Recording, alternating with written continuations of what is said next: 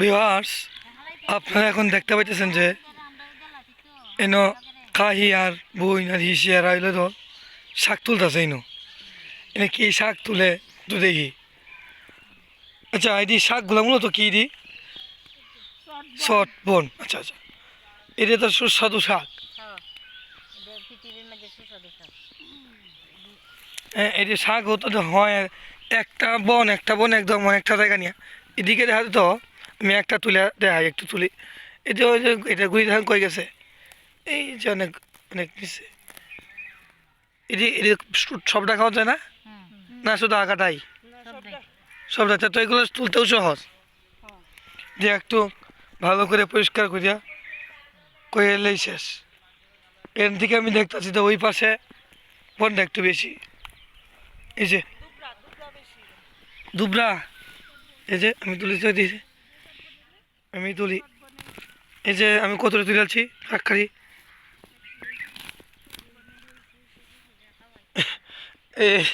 এদিকে এদিকে একটু হ্যাঁ মুসান দিয়ে ভালাই দিলে তো হয়, বনটা ফালাই দিয়ে মুসুর দিয়ে বনটা ফালাই দিই।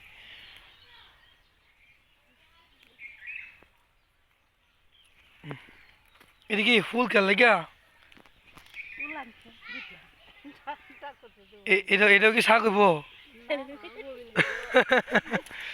এটা শাক হইতো না এটি না, তলা করিয়া সবার এক কারণে আলাদা আলাদা। ময়মন সিং, আচ্ছা হ্যাঁ, ময়মন সিং যখন লাগে এইখানে শাক তুলতেছে। তো এইগুলো আমি জানি যে শহরের মানুষ বেশি ভালো হয়, এই শাক কিনতেও পায় না। আর শহরের মানুষ তো পায় যে কি বলে পালং শাক, কলমি শাক, তারপর পুঁই শাক, লাউ শাক, এইগুলো পায়। আর ওইগুলো তৈরি হয় মূলত বিষ ভিটামিন দিয়ে। এইখানে যে দেখতে পাইতেছেন কোন রকম বিষ প্রয়োগ করা হয়েছে না, ভিটামিন প্রয়োগ করা হয়েছে না, সম্পূর্ণ ফ্রেশ একটা সবজি এখান থেকে তোলা হইতেছে, যেটা স্বাস্থ্যের পক্ষে অত্যন্ত লাভজনক। হ্যাঁ, তো আপনার যদি কারোর প্রয়োজন হয় তাহলে চলে আসবেন নেত্রকোনার আমাদের এই এলাকায়। এই কেসে তো আরও ইয়ে ছিল, এইদিকে পেঁয়াজ ক্ষেত ছিল, পেঁয়াজ ক্ষেতের সব পেঁয়াজ উঠে নিয়ে গেছে। ওই কর্নারে ছিল আলু ক্ষেত, আলু ক্ষেতের সব আলু উঠে নিছে। ওইদিকে ছিল রসুন ক্ষেত, ওই পাশেও রসুন আছে।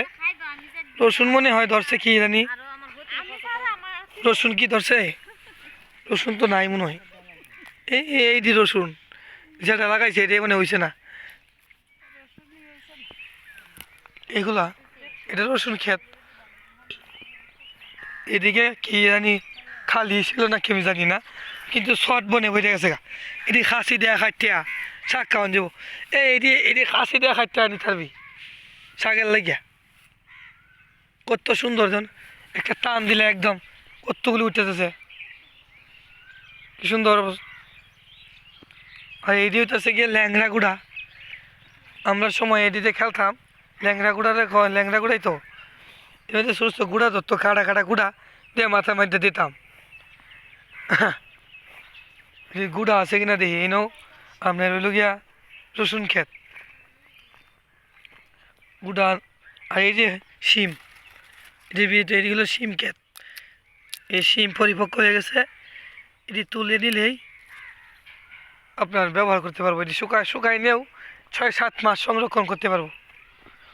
আর এইখানে হচ্ছে ইয়ে করলা, কেউ দেখো কত সুন্দর ক্ষেত করলাটা, তো ফ্রেশ একটা করলা।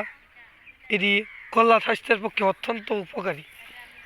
আর দেখো করলা পাতা, এখানে বিশাল বড় একটা করলা ক্ষেত আছে, অনেক বড়, কত সুন্দর দেখছো।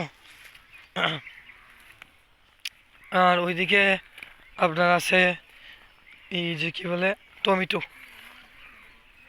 এই টমেটো এগুলো একদম ফ্রেশ একটা টমেটো। এটাও হচ্ছে এখানে এই কাঁচামরিচ ঘাস, তারপর হচ্ছে বেগুন, এটা বেগুন,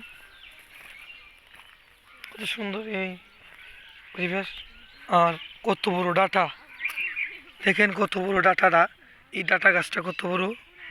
এই যে এটাও কত বড় একটা ডাটা গাছ, আর এইটা অনেক বড়, এই যে ডাটা গাছটা। অনেক বড় এটা। আর এইদিকে যে এটা একদম ইয়ে হচ্ছে বেগুন গাছের সারি, অনেক লম্বা। আর এইখানে মনে হয় এখন আবার হাল চাষ করে এখানে ঢেঁড়স দেওয়া হইতে পারে। ঢেঁড়স সেই দিকে দিছে না, ঢেঁড়স গাছ মানে উঠতেছে, উঠতেছে। আচ্ছা, এই চাষের ঢেঁড়স দেওয়া হয়েছে। পানির অভাবে মনে হয় ঢেঁড়স গাছটি বেশি লম্বা হইতে পারতেছে না। এই যে ঘাসগুলা, এই যে ঢেঁড়স ছোট ছোট ছোট ছোট ঘাস, সব মিলিয়ে সুন্দর একটা, প্রত্যেকেরই এইরকম একটা ছোটোখাটো ক্ষেত আছে, জমি আছে এই গ্রাম অঞ্চলের মানুষের। এই যে দেখতে পাচ্ছ কি সুন্দর টমেটো ধরে আছে, পাকা পরিপক্ক টমেটো, একদম ফ্রেশ একটা টমেটো, লাল টমেটো, একদম কাঁচাই খাওয়া যাবে বলে বোঝাচ্ছি।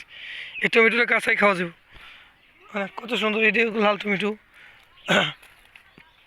আর ওইখানে করলা, কত সুন্দর। এই যে দেখো টমেটোর কোনোই কমতি নাই, গাছে একদম ভর্তি টমেটো, কত সুন্দর হয়েছে। আর এদিকে হাইব্রিড কী বলে কাঁচামরিচ দেওয়া হয়েছিল, মাত্র হইতেছে। আর এই যে এইগুলা, আর এটা হইতেছে ঘাস গরুর খাওয়ার জন্য। এটা হচ্ছে নেপিয়ার। এই নেপিয়ার গাছটা শুকনার মধ্যে হয়। আর একটা আছে নেপিয়ার, ওইটা আপনার ভিজা জমিতে ধানের চারা যেভাবে ফালানো হয় সেইভাবে ইয়ে করা হয় আর কি। আর এই যে হচ্ছে এটা লাউ, সকালে এখান থেকে লাউ নিছি। এখানে আছে শিম, কত কিছু।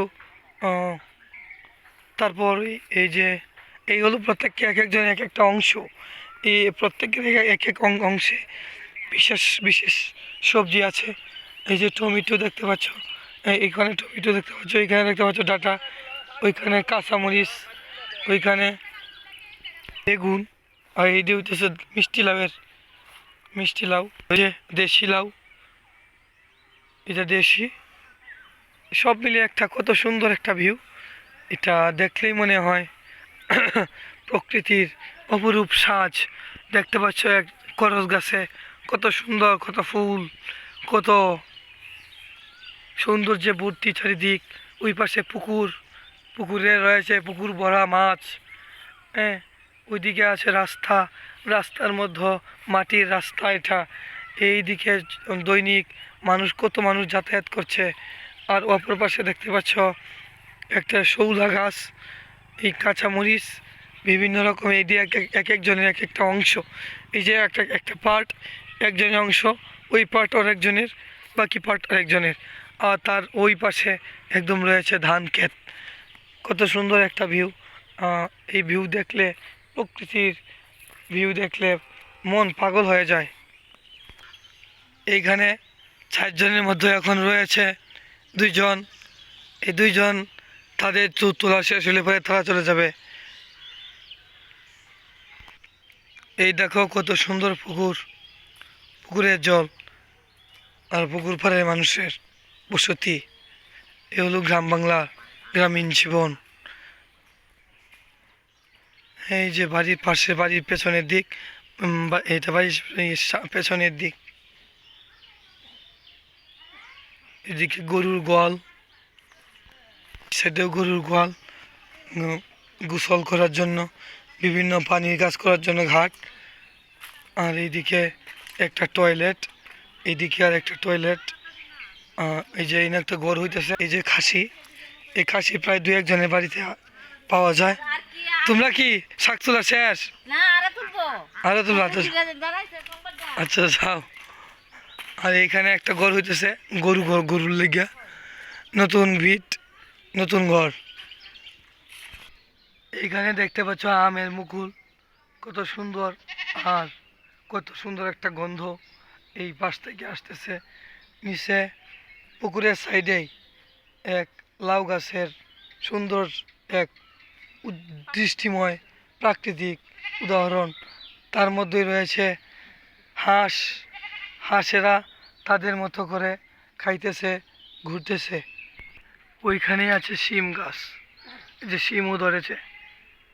সবজি, চারপাশে সবজি পাবেন। ওইদিকেও শিম গাছ। আর হচ্ছে এই যে নারিকেল, নারিকেল গাছ, নারিকেল গাছ এদিকে আরেকটাও আছে। ওই যে নারিকেল গাছটা, নারিকেল, ওই সুপারি, এই হলো আম। গাছপালায় ভরপুর হলো গ্রামীণ বসতি। আর আম গাছে আমের মুকুল কত সুন্দর এক দেখাচ্ছে। ওই হলো পেঁপে গাছ, আর এটা হলো বেল গাছ। বেল গাছে কত সুন্দর বেল পেকে আছে, এবং ভিউ কত সুন্দর দেখাইতেছে। আর এইখানে অতসী অগ্রজিতা না নীল, নীল অগ্রজিতাই তো বলে, নীল, হ্যাঁ নীলকণ্ঠ, হ্যাঁ নীলকণ্ঠ ফুল। আর এটা কি গাছ জানি? এটা একটা পরিবেশ বা বাড়ির সৌন্দর্য করার একটা গাছ। গাছটা বা কি আমি নিজেও জানি না।